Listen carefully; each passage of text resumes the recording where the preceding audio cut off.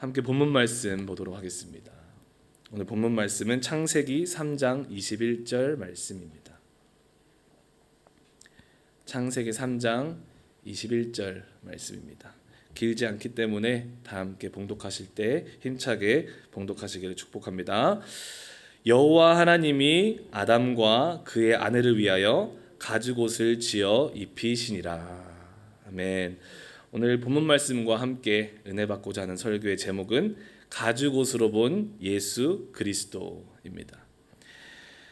지난 시간에 말씀드렸듯이 앞으로 구약 속의 그리스도라는 시리즈 주제로 구약에서 나타난 예수 그리스도를 함께 발견하고 만나볼 거라고 말씀드렸습니다. 그 이유는 우리가 말씀 구석구석에 살아계시는 예수 그리스도를 만날 때 비로소 우리가 우리의 신앙이 말씀 안에서 건강하게 성장할 수 있고, 또한 우리 신앙이 정말 예수 그리스도를 만날 때마다 더욱더 뜨거워질 수 있기 때문입니다. 오늘은 구약 속의 그리스도 첫 번째 내용인 가죽옷에 대해서 나눔으로 구약 속에서 함께 주님을 만나보도록 하겠습니다. 본문에서 보여지는 가죽옷이란 하나님께서 창조하신 사람이 하나님을 거역하고 거절하고 그렇게 죄를 범함으로 타락해버렸지만, 그런 인간을 포기하지 않으시고 끝까지 돌보시고 사랑하시고 인도하시는 예수 그리스도로 말미암아 우리를 구원하신다는 하나님의 은총이고 또한 하나님의 은혜이며 하나님의 사랑의 상징인 것입니다. 지금까지 우리가 가죽옷에 대한 내용을 보다가 그냥 무심코 지나갔을 수도 있습니다. 하지만 오늘부터는 이 말씀을 통해서도 우리 모두가 다 같이 예수 그리스도를 발견하는 귀한 축복이 있기를 기도합니다. 본문에서 가장 부각되는 단어를 하나 고르라고 하자면 어떤 단어를 고르시겠습니까? 저는 옷이라는 단어를 골랐습니다. 가죽옷을 우리들에게 입혀주셨잖아요. 우리는 옷의 중요성을 너무나도 잘 알고 있습니다. 왜냐하면 우리가 항상 옷을 입고 살아가고 있기 때문이죠. 때로는 우리 몸을 따뜻하게 하기 위해서 옷을 입기도 하고, 때로는 우리 몸을 보호하기 위해서 옷을 입기도 합니다. 다양한 목적으로 우리는 옷을 입고 살아가고 있습니다. 그럼에도 단연 우리가 옷을 입는 가장 중요한 목적 중 하나는 내가 누구인지를 내가 입는 그 옷을 통해서 나타내고자 함일 것입니다. 옷을 통해서 내가 남자인지, 옷을 통해서 내가 무슨 옷을 입느냐에 따라서 내가 여자인지를 나타낼 수 있고, 내가 어떤 옷을 입느냐에 따라서 내가 어떤 직업군에 속해 있는지도 나타낼 수가 있습니다. 더 나아가 옷을 통해서 나를 과시하는 사람들도 많이 있습니다. 내가 이런 사람이야 라고 과시하는 사람들을 볼 수가 있습니다. 결국 옷은 내가 누구인지, 나의 정체성을 표현하기 위한 도구로서 지금 우리 삶 가운데서 사용되고 있는 도구라는 것을 우리는 잘 알고 있습니다. 하지만 여기서 흥미로운 사실이 하나가 있습니다. 하나님께서 처음 인간을 지으셨을 때, 사람을 만드셨을 때 사람에게 자신을 치장해야 할 옷이 필요하지 않게 지으셨다는 것입니다. 그들이 그들의 정체성을 표현하기 위해서 굳이 옷이 필요하지 않게 하나님은 우리를 창조하셨다는 거예요. 창세기 2장 7절을 함께 읽어보도록 하겠습니다. 창세기 2장 7절에 이렇게 말씀하십니다. 여호와 하나님이 땅의 흙으로 사람을 지으시고 생기를 그 코에 불어넣으시니 사람이 생명이 되니라. 오히려 하나님은 사람 안에, 우리 안에 생기, 하나님의 영을 불어넣어 주심으로 보이는 외면으로 우리가 살아가는 것이 아니라, 외적인 것으로 내가 누구인지를 보여주는 것이 아니라, 우리 안에, 우리 내면에 역사하신 하나님의 충만한 영으로 우리가 당당하게 살 수 있게 해주셨고, 완전하게 살 수 있도록 은혜를 베풀어 주셨습니다. 그들 안에, 우리 안에 거하는 하나님 한 분만이 나의 나됨을 나타내 보일 수 있도록 하나님께서는 그렇게 우리를 창조하셨다는 것입니다. 나의 나됨은 내 안에 계신 하나님 한 분이시면 충분하게 보여질 수 있습니다. 왜냐하면 내 안에 정말 예수님이 계시면 나의 삶은 변하기 때문에 그렇고, 나의 모든 언행과 내가 오늘 선택하는 모든 결정들을 통해서 내가 아무도 보지 않지만 내가 혼자 품고 있는 그 생각을 통해서도 우리 예수 그리스도가 보여지기 때문에 그렇습니다. 우리 삶의 전체를 통해서 내 안에 정말 예수님이 살아계시다면 예수 그리스도가 나의 삶을 통해서 보여지게 된다는 것입니다. 안타까운 사실은 요즘 교회를 다닌다고 하지만 그 삶에서 예수님이 보여지지 않는 삶이 너무나도 많이 있습니다.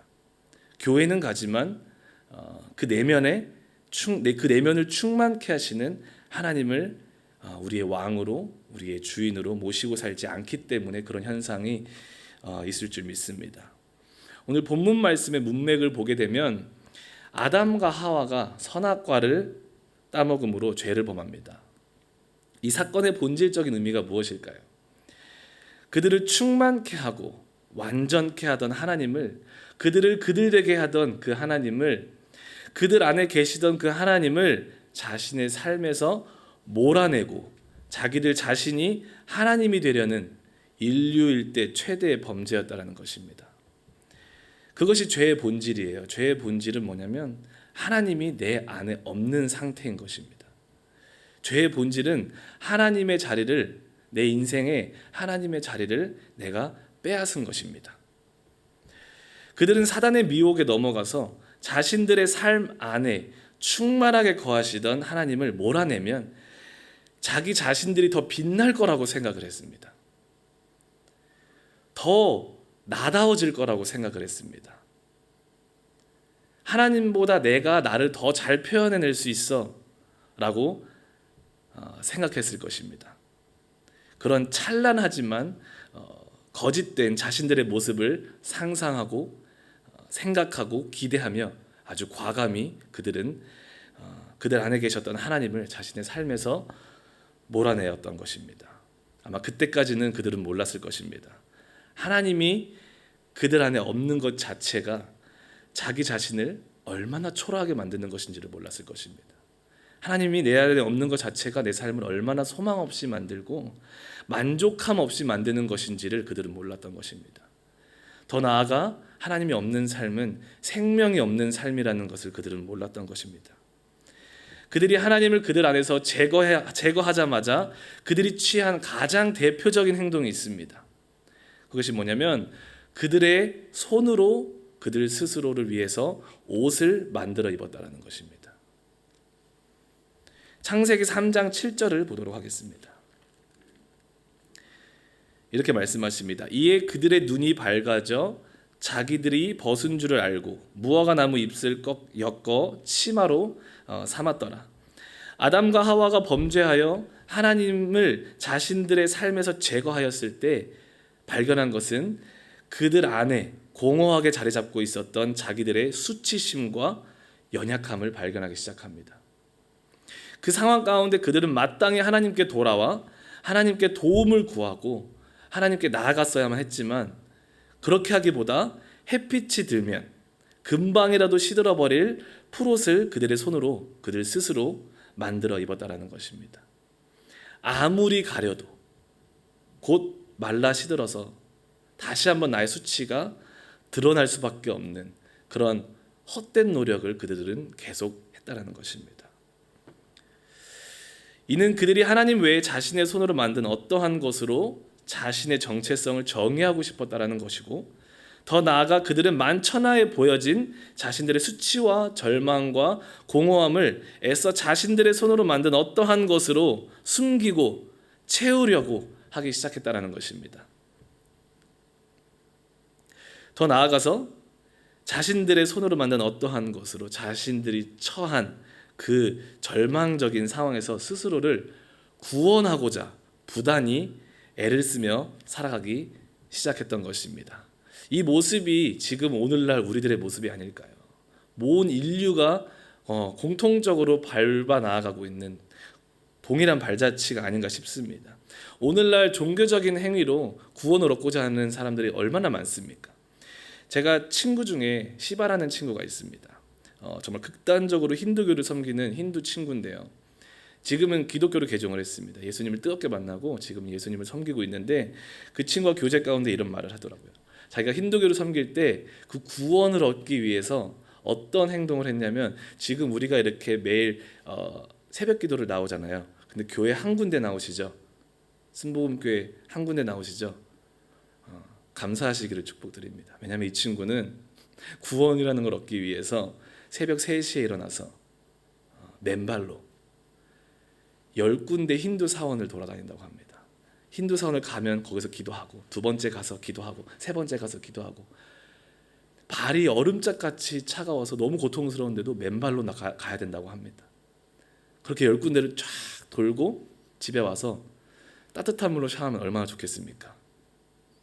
차가운 물로 샤워를 해야 된다고 합니다. 그런 수많은, 이거는 빙산의 일각이에요. 그 친구가 수행해야 됐던 그런 종교적 열심, 그런 종교적인 옷이 얼마나 많았는지 몰라요.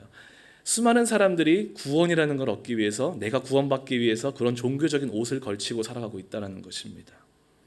종교성이 없는 사람들일지라도 사회적 성공과 또는 성취와 명예와 그런 권력을 통해서 자신이 처한 그 처절한 상황과 또는 가난으로부터 자신을 구원하고자 하는 옷을 입기 마련입니다. 하지만 그들이 입고 있는 이 모든 옷들은 순간적으로 우리들에게 만족을 주고 행복을 주는 그런 효과가 있는 것 같아 보이나 결국에 우리를 더욱더 갈급하게 하고 가난하게 하는 것을 우리는 볼 수가 있습니다. 왜냐하면 우리 모두가 너무 잘 알듯이 구원은 오직 예수 그리스도를 믿음으로 말미암아 주어지는 것이기 때문입니다. 마치 탄산음료를 마시는 것과 같아요. 너무 갈증이 납니다. 그래서 집에 있는 냉장고를 열었을 때 그 김이 모락모락 나고 있는 그 시원한 탄산음료를 탁 따가지고 먹었을 때 여러분 기분이 어떻습니까? 너무 시원하시죠? 너무 상쾌하시고 갈증이 해소되는 것 같은데 결국 우리가 찾는 것은 무엇입니까? 발견하게 되는 현상은 우리는 더 목말라 하고 있다는 거예요. 하지만 타락한 인간은 아이러니하게도 계속해서 이런 실패를 거듭하면서도 하나님의 도우심을 구하기보다 하나님 앞에 나아오기보다 항상 세상에서 헛된 노력을 반복하고 있습니다. 이런 패역하고 끝까지 하나님과 반대 방향으로 가려 하는 사람에게 하나님은 여전히 은혜와 사랑과 구원을 선포하십니다. 이에 대한 표현과 표징으로 가죽옷을 사람에게 지어 입히셨던 것입니다. 가죽옷에는 크게 두 가지 큰 특징이 있습니다. 그 두 가지를 나눠보도록 하겠습니다. 첫 번째 특징은 앞서 인간이 만들어 입은 그 나뭇잎으로 만든 그 옷과 대조를 이룬다는 것입니다. 어떤 대조를 이루냐면 무화과 나무 잎으로 만든 옷은 사람 스스로 그들의 손으로 만든 반면에 가죽옷은 본문에 하나님이 그 옷을 만든 주체이심을 말씀해주고 있습니다. 사람이 만든 것이 아닌 하나님이 만든 것이라는 것입니다. 특별히 그 본문에 지어 입히시다라는 단어에서 지어라는 단어로 원어가 아사라는 단어가 사용되는데요. 이 아사라는 단어는 하나님의 천지창조 사역에 여러 번 등장하는 단어입니다. 즉 아담과 하와에게 가죽옷을 지어주신 일이 하나님의 창조 사건과 비견될 만큼 중요한 사건임을 암시할 뿐만 아니라 가죽옷을 통해 창조되었을 때의 모습으로 인간을 회복시키실 것이라는 하나님의 놀라운 의도와 의미가 들어있음을 우리는 알 수가 있는 것입니다. 가죽옷으로 우리의 수치를 가리워서 처음 주님이 우리를 바라보시며 우리를 만드시고 우리를 처음 바라보시면서 이런 말씀을 하셨잖아요. 보기에 심히 아름다웠다. 보기에 심히 좋았더라. 그 모습으로 우리를 다시 한번 바라봐 주시겠다라는 것입니다. 그리고 본문은 입히시다라는 단어를 사용합니다. 원어의 의미는 사역형 형태를 취하는데요. 그 입히시다라는 단어가 사역형 형태를 취한다라는 것은 하나님의 아주 적극적이고 또한 주도적이고 능동적인 행동이 그 안에 개입되었다라는 것을 우리는 알 수 있는 것입니다. 우리 손으로 만든 옷이 아닌 하나님의 능동적이고 하나님의 주도적인 그런 의지로 하나님이 만드신 옷, 우리의 행동으로 뭔가를 하려고 했던 것과 대조되는 내용이죠. 이 가죽옷을 통한 하나님의 구원과 사랑과 회복의 표현은 우리의 선택이 아니라는 의미입니다. 나의 어떠함이 아니라, 나의 어떠한 행동이 아니라, 내가 그것을 선택하는 것이 아니라 오직 하나님의 선택이고 하나님이 주도하셨고 하나님의 뜻대로 행하시는 우리를 향한 하나님의 놀라운 은혜와 선물이라는 의미를 가지고 있습니다. 그래서 성경은 이렇게 말씀하세요. 요한복음 15장 16절을 함께 보도록 하겠습니다. 요한복음 15장 16절에 너희가 나를 택한 것이 아니요 내가 너희를 택하여 세웠나니 이는 너희로 가서 열매를 맺게 하고 또 너희 열매가 항상 있게 하여 내 이름으로 아버지께 무엇을 구하든지 다 받게 하려 함이니라. 너희가 나를 택한 것이 아니요 내가 너희를 택하셨다 말씀하고 있습니다. 아멘.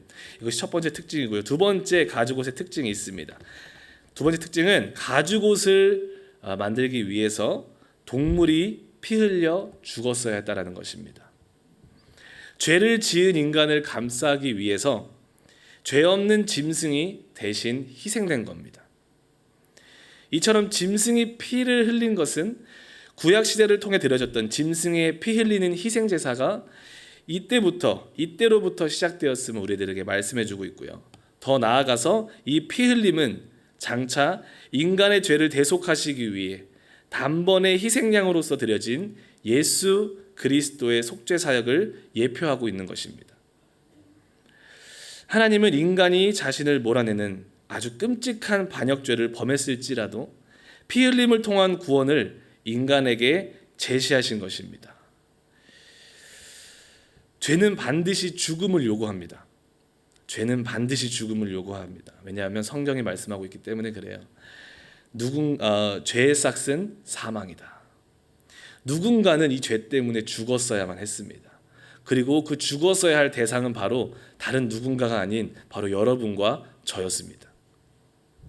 그러나 하나님은 우리를 너무 사랑하십니다. 우리를 죽게 내버려 두지 못하셨던 거예요. 우리를 죽게 두지 아니하시고 대신 죽어 우리 죄를 사할 속죄 동물을 선택하십니다. 하나님이 아담과 하와에게 희생된 짐승의 가죽옷을 지어서 입혀주심으로 그들의 죄와 수치를 가려주셨던 것처럼 죄인인 우리 모두는 이제 십자가에서 희생의 보혈을 흘리신 어린 양 그리스도 예수의 의의 옷을 입음으로 우리의 모든 죄의 수치를 온전히 가리울 수 있는 것입니다. 그래서 사도 바울은 갈라디아서 3장 27절에 이렇게 말씀하십니다.